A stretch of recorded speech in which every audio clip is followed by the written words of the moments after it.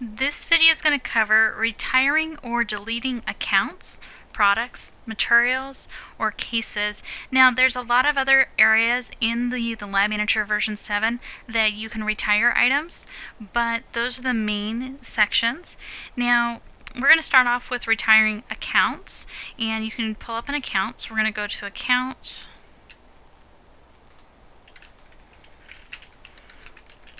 We're just going to pull up Cash Account.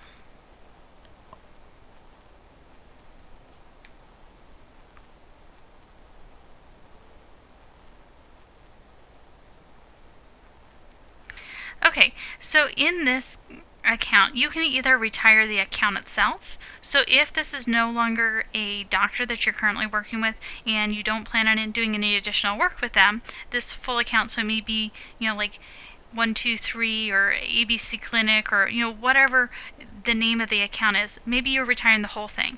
Or maybe you're just retiring a doctor. So you may still have the account that is available, but you might not have specific doctors. So you can either retire on the doctor level, which you would go in here, you'd click on retire, just put a date and save changes.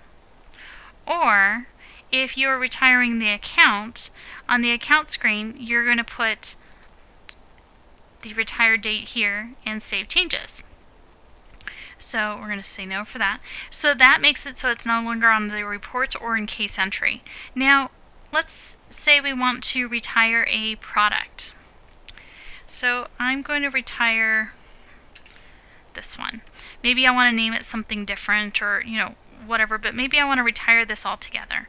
So I'm going to put in retired and then save changes. Same thing with materials.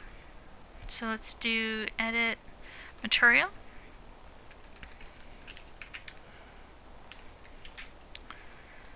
And we're just going to pull up this one, just a random material for us. And we are going to do retired and save changes. Now, the last portion is going into creating or retiring a case. And so if you have a case that you've created,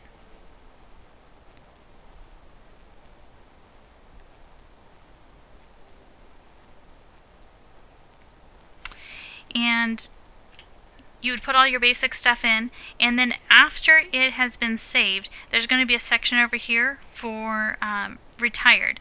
So let me see if I can actually pull up a case that you'd be able to see that on. Okay, so I created this case. This one is just a basic account. It has a product on it, but maybe we don't want to actually have this around. We actually want to delete it. So we can de-invoice it, and then we can also give it a date retired. So it's essentially deleting it. We also have an option down here to hit delete if it's easier that way. But your goal is to have a date in this date retired so that once you are all done, you can save this and it's going to actually not show up on a history. It's not going to show up on a statement, and then just make sure you hit save changes. Now, you can always take the date out of the retired, and then that would make that account active or product to material. So if we go into, for example, the product, and we retired number 9, which was the shipping, if you click this little C here, it's going to say clear date, yes or no, and you're going to do yes. And then that's going to make it, when you save it, that's going to make it active again.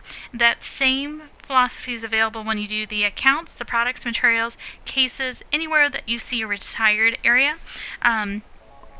So in there you'd be able to see the information after it's no longer retired.